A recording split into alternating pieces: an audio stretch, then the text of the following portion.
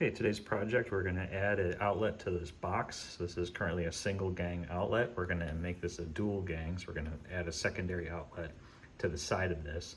And you're gonna need to first find out where your studs are. Now this wall's not painted, so I have a pretty good idea of where the drywall screws are, but if this was painted, you can get one of these stud finder magnets, or you can use electronic one. I like these because you can very quickly find, where a screw is or a nail, and establish the center line of the stud. So now that I know that the stud is here, we're gonna have to put our second outlet to the left. Okay, next you're gonna wanna get your box. So this is an old work box, and the reason I call it old work is because you're putting it on an old wall. If this was new construction, you would get a new work box. And an old work box, it's just the size that you need for the cutout in the wall, and it has these tabs. When you tighten the screw, it actually takes this box and it pulls it into the wall and it holds it nice and tight, and you got some breakouts there for your wire. So use this as a template. You just put it right over the outlet. This already had some markings on it, so I really only needed to establish the left marking here, and that's going to be the size of the cutout that we need to install this old work box in place of what's here. Next step, we're going to have to kill power to this outlet because we're going to be moving it. So you can plug in a lamp or a radio and go back up and down between this and your circuit breaker panel to figure out what it is, or you can get one of these tracing tools. They sell this at the home center. That's rather inexpensive, and this is a great thing to add to your toolbox. You basically take out this module, and it's a ganged pronged outlet, and you plug it in, and it'll tell you if you got power. Then you go down in your basement, you use this and you trace it until you find the breaker and you flip it off. So let's go do that. All right, so we're down in my basement looking at the service panel, and just quick overview. So here's my main breaker. It's a 150 amp coming in. It's a 30 slot circuit breaker panel. It's got a little bit of capacity left in it. And whoever filled this out, they kind of identified some things. Can't always go just by that because you never know. So we have that plug in the outlet we want to kill power to. Now we have the probe. We're going to turn it on, and it's going to beep and acts like sonar. So basically you just drag it over, and you can hear it beeping, and it registered on that first outlet, but you want to actually go over the whole panel because it sort of calibrates itself. And you want to make sure that you get the correct breaker. And once you get to that breaker again, you can see it lights up red. So what you're going to do is then you're just going to flip off that breaker, kill the power, and make sure that that outlet is in fact dead. And then I just keep a couple pieces of painter's tape here, so high visibility. If I had to come back, I just put this on here and say, okay, this is the outlet that I've been working on. I can shut it off, turn it back on off if I need to do some quick testing. So that's how you do that. And back at our outlet, you can see those test lights that were illuminated are now off. So we got an outlet that we can start to take apart. Okay, with the outlet removed, it's always a good idea, just added security. You can get another one of these little voltage testers. This is a proximity tester. So if there was a voltage coming in here, and if it was a hot outlet, this thing would be flashing red. And this outlet is indeed disconnected, so we can go ahead and move it. Okay, with the outlet pulled out, we're gonna go ahead and remove these wires on the back. There's little slots right next to the wire. It's a spring clip. It's got friction on the wire, so it's kind of pointing down like this, so that when you push the wire in, it grabs it and it won't pull it back out. So what you want to do is just take a flat bladed screwdriver, push it in a little bit of an angle, and you're going to grab that clip, release it, pull the wire right out. On the other side, again, push it on an angle, a little side pressure, pull the wire right out. Let's pull all of them out. They don't always go out this easy. Sometimes you got to cut the wires, and then it creates a little bit more work. I think we're going to get lucky on this one. So same thing, just pull that out. And then last thing is to take off the ground wire. Loosen that screw just enough to get the wire loose, and then you can kind of pry it open like that. And we'll remove the last wire.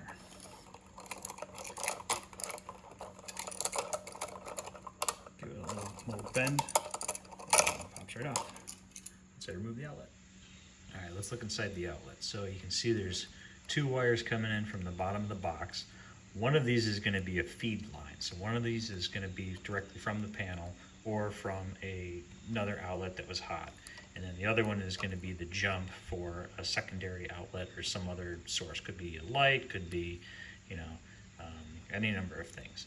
And this here is just a ground that they tapped, and then they had a wire coming off of that tap so they could attach it to the two outlets. So essentially what we're going to do is we're going to disconnect this so that you have the two wire bundles free. So we're going to remove this wire nut, and then we're going to remove this box, get the new box routed with wires, pop in the new box, and we should be all set. Okay, so now we're going to prep our wire for the jumper switch, and what you want to do is pick out some new outlets, and right on the back of the outlet, if you're ever in questioning it, it says right on the back of the outlet to push in number 14 copper solid. So this is a 15 amp switch. It will only accept 14 gauge wire. I know some people, they'll run 12 gauge and they'll wrap it around the screw terminals, but you're overkill on this switch. You don't have to do it. Stick with 14.2, especially for a 15 amp outlet. So go to Home Center, get yourself some 14.2 Romex, and then real good gauge is linesman pliers. You can see it's about the same distance of the wire inside the box. So you just take your pliers right up to the wire, cut it, and then you're gonna go ahead and strip the sheathing.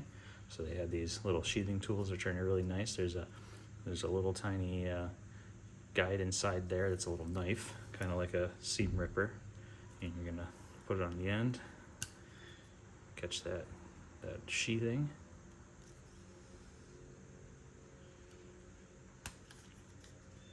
Like that. See how it slices it?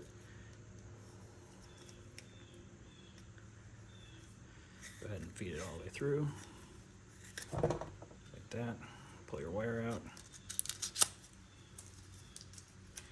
And now I got 3 jumpers. I got my black, my white, and my copper. So we'll strip the ends of these, and again, makes it real easy for you. Take your outlet, and on the back side it has a strip gauge right there.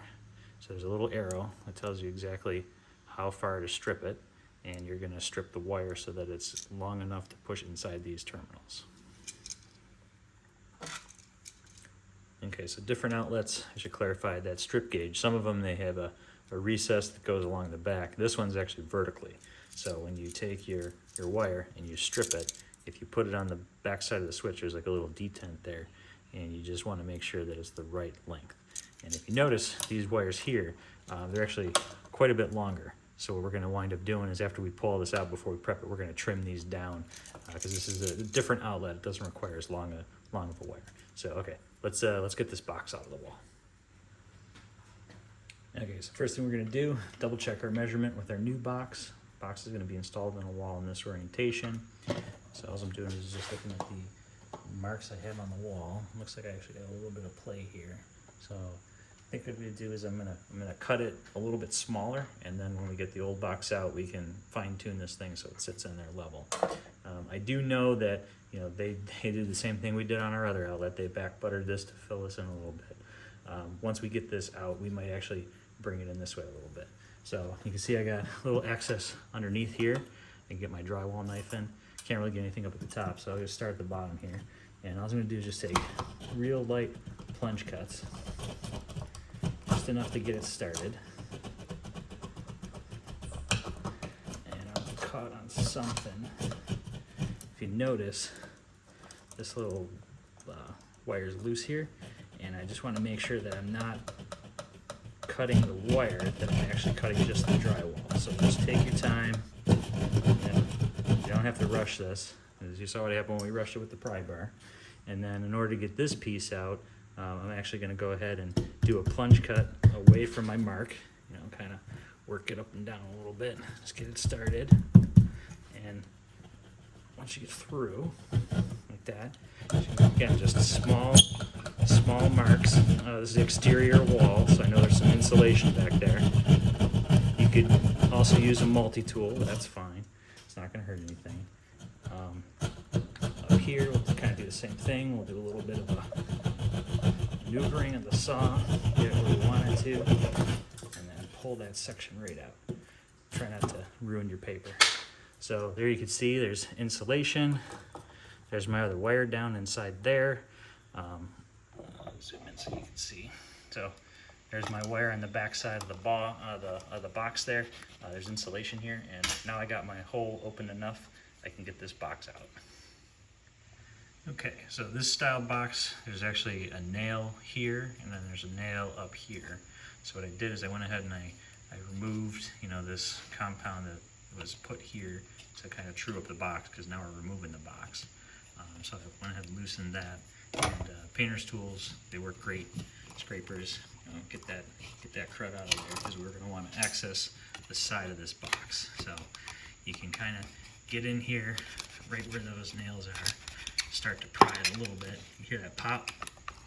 You can see it's starting to move on the side there. Once you get it enough with the scraper, upgrade to a big screwdriver, get it even further. See how it's prying it away? Do the same on the bottom.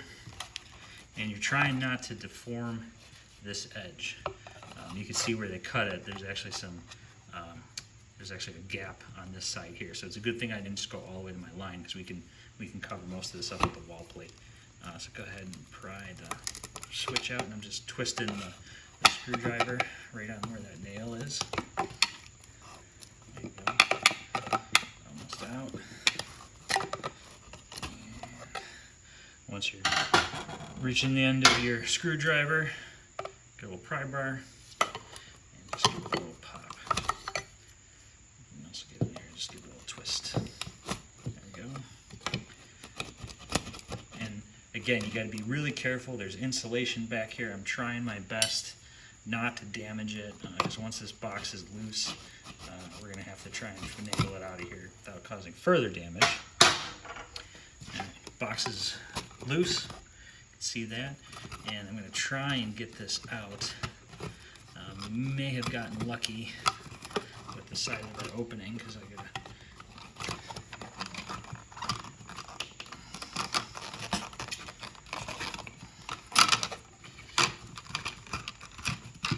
there we go.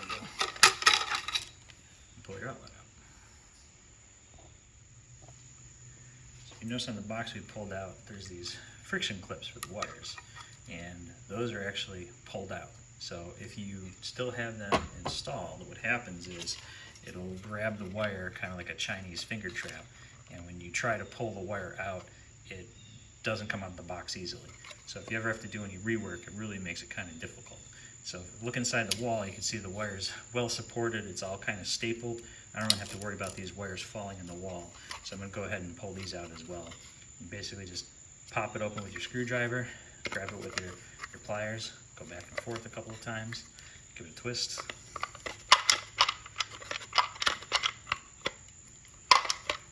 And pop it off like that. There you go.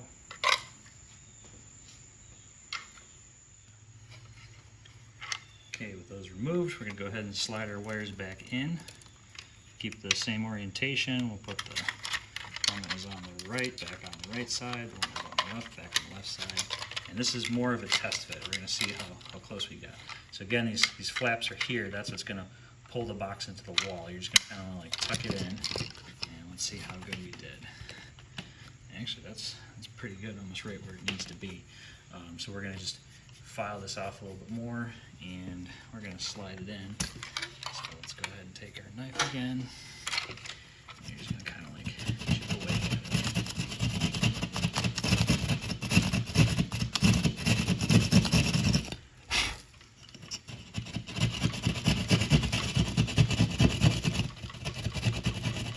Again, just taking extra care here with that insulation.